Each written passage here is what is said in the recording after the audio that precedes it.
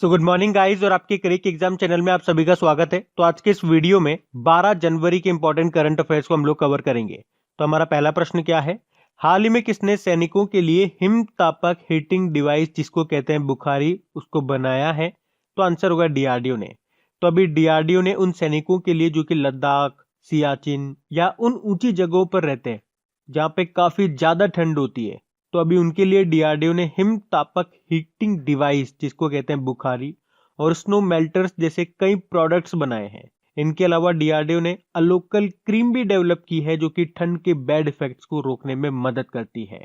किसने बनाई? डीआरडीओ ने। तो डीआरडीओ के बारे में जानिए। डीआरडीओ मतलब होता है defence research and development organisation. इसकी स्थापना हुई थी 1958 में। नासा की स्थापना भी 1958 में ही हुई थी। इसका हेडक्वार्टर नई दिल्ली में है। अध्यक्ष हैं जी सतीश रेड्डी, जिनका कार्यकाल अभी 2 साल के लिए बढ़ा दिया गया। और डीआरडीओ का मोटो है strength origin is in knowledge. बाकी आपको याद होगा भी डीआरडीओ ने हेमंत कुमार को scientist of the year award से सम्मानित किया था। अभी डीआरडीओ ने भारत का पहला स्वदेशी रूप से विकसित एयर ड्रोप्ड कंटेनर भी बनाया है जिसका नाम है सहायक एनजी। तो ये भी याद रखना। बढ़ते हैं आगे। और हाँ गाइस, अनअकैडमी आपके लिए लेकर के आया है बढ़िया बैचेस ताकि आपकी तैयारी हो एकदम पक्की। तो आज ही सब्सक्राइब करें अनअकैडमी प्लस और पाए अंकुश लांबा, आशीष अरोड़ा, निमिषा बंसल और इंडिया के और भी टॉप एडुकेटर्स एक ही प्लेटफॉर्म पर। देखो, आपको बैचेस बिल्कुल बेसिक से लेके बिल्कुल हाई लेवल तक मिल जाएंगे। और जितने भी बैचेस हैं, जितने भी कोर्सेज हैं, उनमें आपको डेडिकेटेड डाउट सेशंस भी मिलेंगे। तो ये एक ऐसा मौका है जहां पे आप एडुकेटर्स के साथ लाइव इंटरेक्ट करके अपने डाउट्स को क्लियर कर सकते हैं। और इसी सब्सक्रिप्शन में आपको मॉक टेस्ट भी मिलेंगे डिटेल्ड एनालिसिस और एक्सप्लेनेशन के साथ। तो अगर आप बैंक एग्जाम की तैयारी कर रहे हैं तो ये सही मौका है इस अपॉर्चुनिटी का लाभ उठाने का। और देखिए, जितने भी अपकमिंग बैचेस हैं उनकी लिस्ट आपको स्क्रीन पर दिख रही होगी। और हाँ, सबसे इंपॉर्टेंट बात, जल्दी प्लस सब्सक्रिप्शन की फीस बढ़ा दी जाएगी। और हाँ, बिना कोई वक्त जाया कीजिए, सब्सक्राइब करें अनअकैडमी प्लस पर और इस मौके का फायदा उठाएं। तो करना क्या है बेसिकली, बिना कोई देरी किए जाइए और अनअकैडमी प्लस का सब्सक्रिप्शन ले लीजिए। और हाँ, सबसे इंपॉर्टेंट बात, मेरा कोड इस्तेमाल करना मत भूलिएगा। कौन सा? क्रेक एग्जाम 10, क्योंकि इसे यूज करते ही आपको 10% का इंस्टेंट डिस्काउंट मिल जाएगा। आपकी फीस कम हो जाएगी। तो जितने भी इंपॉर्टेंट लिंक्स हैं आपको नीचे डिस्क्रिप्शन में मिल जाएंगे, वहां जाकर के आप इसे चेक कर सकते हैं और इनका फायदा उठा सकते हैं। अभी हम बढ़ते हैं आगे। फिर है, हाल ही में किस राज्य सरकार ने भ्रमण सारथी योजना को शुरू किया है? तो आंसर होगा असम। तो अभी असम की सरकार ने राज्य में महिलाओं और वरिष्ठ नागरिकों को मुफ्त बस सेवा प्रदान करने के लिए एक भ्रमण सारथी योजना को शुरू किया है। अब बात असम की है तो ये रहा मैप में असम। देखो, असम की कैपिटल दिसपुर है। मुख्यमंत्री है सर्बानंदा सोनोवाल और गवर्नर है जगदीश मुखी। अभी आपको याद होगा असम सरकार ने मोइत्री योजना को शुरू किया था। उसके अलावा ओरू नोडु योजना शुरू की थी और असम के तेजपुर लीची को अभी जीआई टैग भी मिला था। अच्छा, एक नाम यहां से याद रखना, तरुण गोगोई का। असम के सबसे लंबे समय तक ये मुख्यमंत्री रहे थे जिनका भी निधन हो गया। और एक और नाम बताऊंगा मैं आपको, सैयदा अनवरा का। असम की पहली और एकमात्र महिला मुख्यमंत्री थी ये, सैयदा अनवरा तैमूर पूरा नाम था इनका। इनका भी अभी निधन हो गया। तो ये दोनों नाम याद रखना। बाकी असम के डिब्रूगढ़ में पूर्वोत्तर का पहला गाय अस्पताल का भी उद्घाटन किया गया था। और भारत का पहला मल्टी मॉडल लॉजिस्टिक पार्क ये स्थापित किया जा रहा है असम में। और पेंशनर्स के लिए यहाँ पे कृतज्ञता पोर्टल को लॉन्च किया गया। उसके अलावा असम की सरकार ने स्वयं योजना को फिर से लॉन्च किया। स्वयं मतलब होता है स्वामी विवेकानंद असम यूथ एम्पावरमेंट। उसके अलावा भारत का सबसे लंबा नदी रोपवे ये शुरू हुआ ब्रह्मपुत्र नदी पे, जिसकी लंबाई 1.8 किलोमीटर है। और असम सरकार ने ही अरुणोदय स्कीम को भी शुरू किया।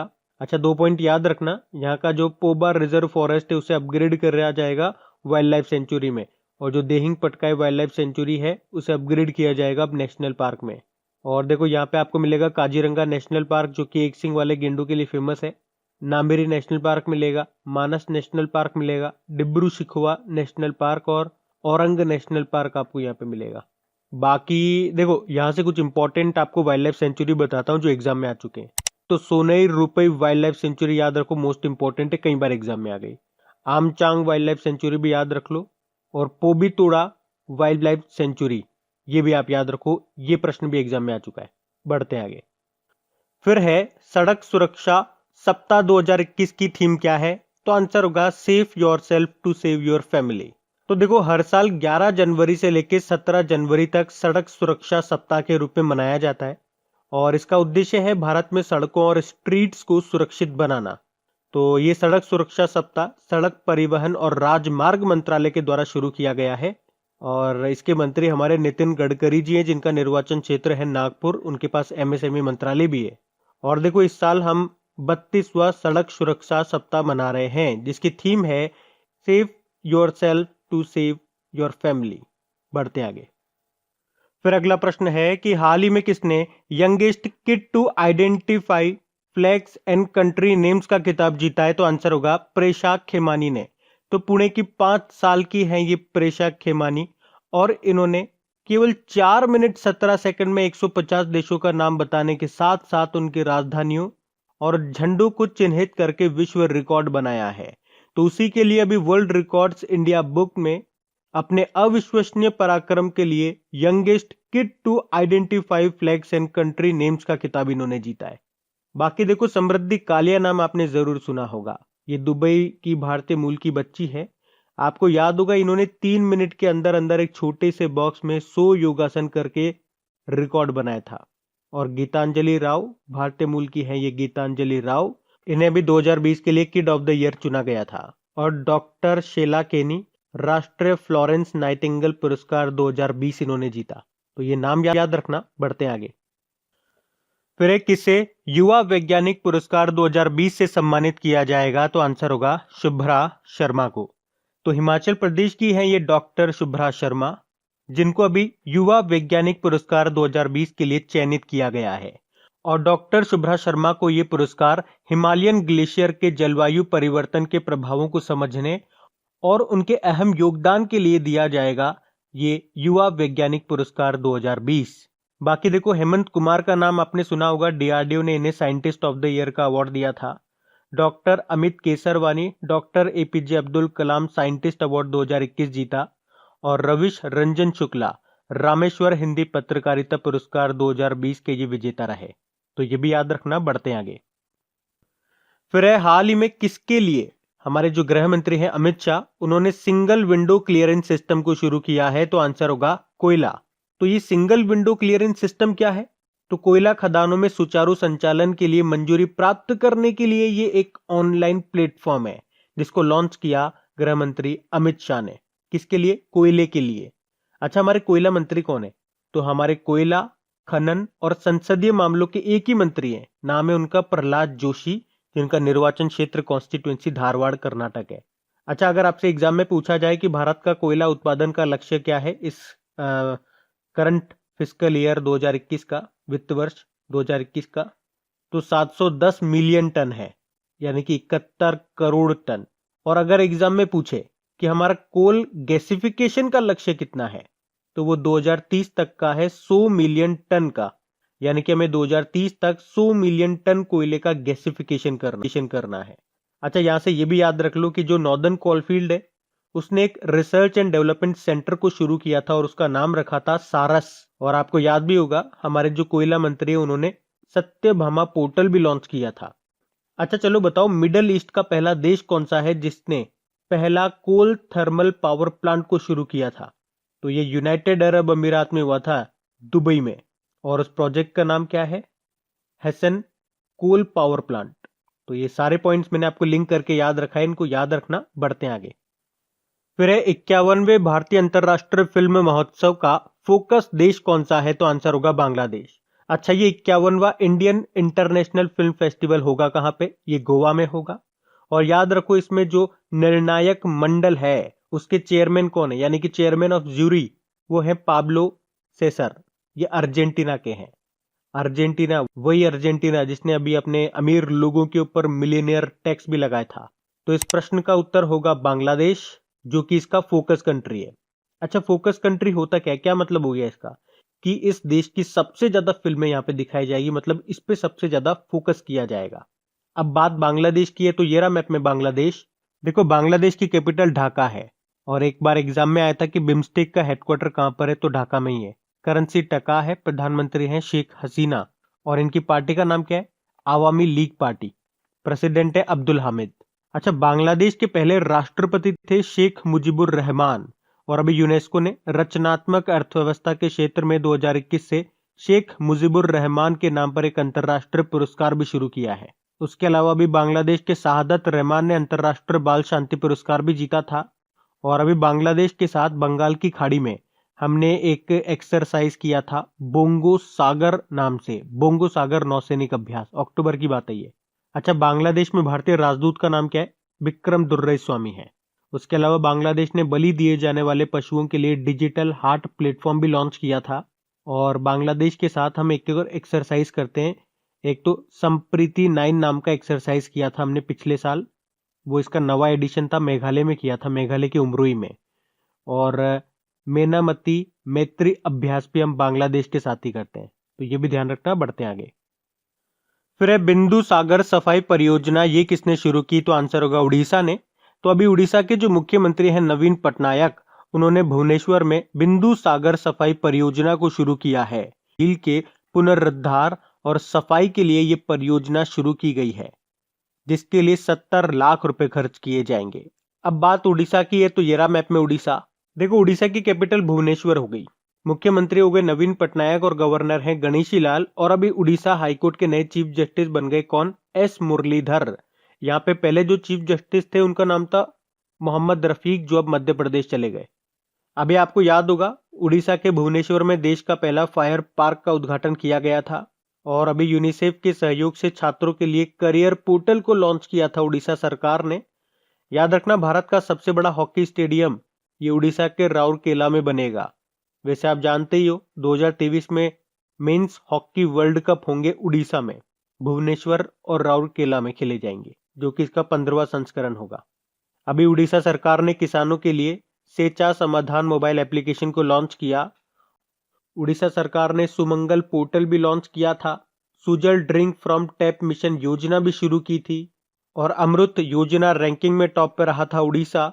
उसके अलावा सरकारी भूमि की सुरक्षा के लिए स्पेस टेक्नोलॉजी और आर्टिफिशियल इंटेलिजेंसी का उपयोग करने वाला ये पहला राज्य बना था। और हरित आवरण बढ़ाने के लिए उड़ीसा सरकार ने सबुजा ओडिशा पहल की शुरुआत की थी।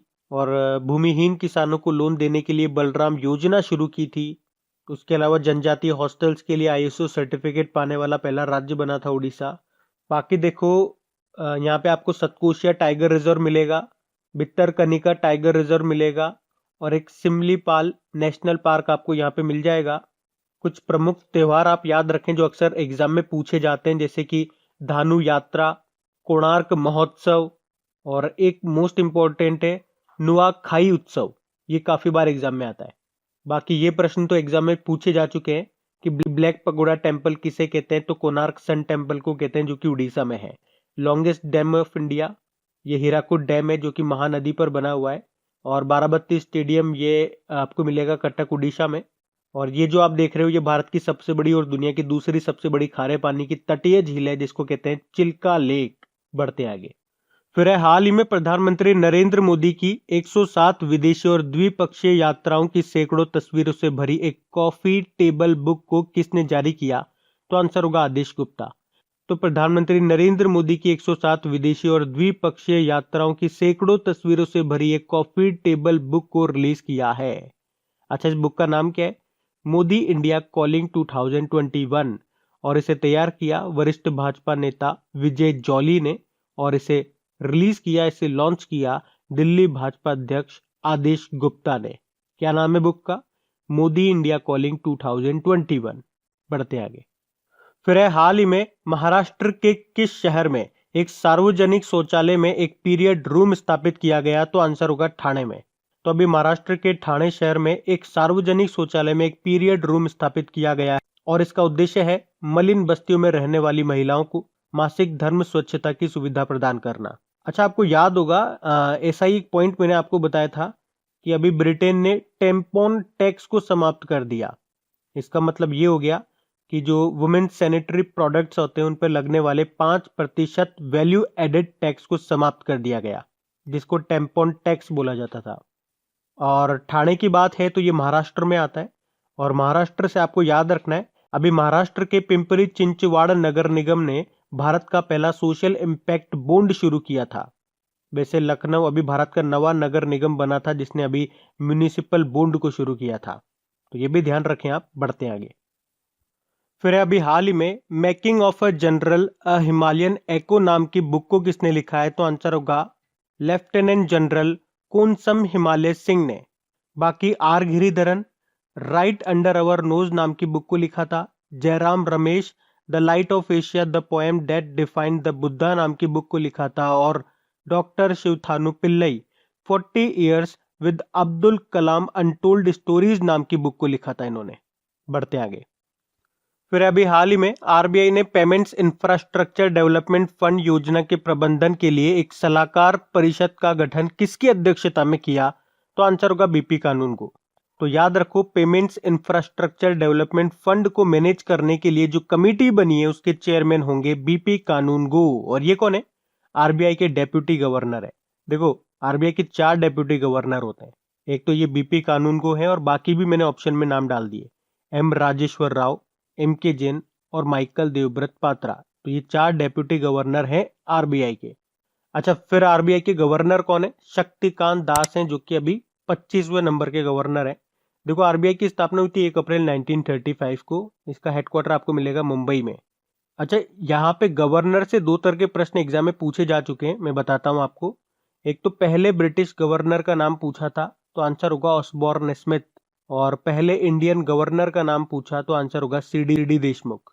अभी आपको याद होगा आरबीआई ने रिजर्व बैंक इनोवेशन हब का पहला अध्यक्ष नियुक्त किया था के गोपाल कृष्णन को। उसके अलावा ट्विटर पर 10 लाख फॉलोअर्स को पार करने वाला दुनिया का पहला सेंट्रल बैंक बना ये। और देखो, गवर्नर से एक नाम याद रखो, पूर्व गवर्नर थे उर्जित पटेल। इन्होंने एक बुक लिखी है overdraft saving the Indian saver. और पूर्व ही डेप्यूटी गवर्नर थे विरल आचार्य, उन्होंने भी एक बुक लिखी है quest for restoring financial stability in India. तो कम से कम इतना तो आप याद रखें आरबीआई से। अब हम बात करेंगे कल के वीडियो में पूछे गए प्रश्न के उत्तर की। तो कल के वीडियो में आपसे पूछा गया था देश का पहला स्की पार्क ये कहाँ पे बनेगा? तो आंसर होगा हिमाचल प्रदेश में। आप सभी ने प्रश्न का बिल्कुल सही उत्तर दिया है। और हाँ गाइस, एक बार फिर से याद दिलाऊंगा, अगर वीडियो अच्छा लगा है, हेल्पफुल लगा है, मेरी मेहनत अच्छी लगी है, तो प्लीज वीडियो को लाइक जरूर करना और इसे अपने दोस्तों के साथ में शेयर जरूर करना है आप लोगों को।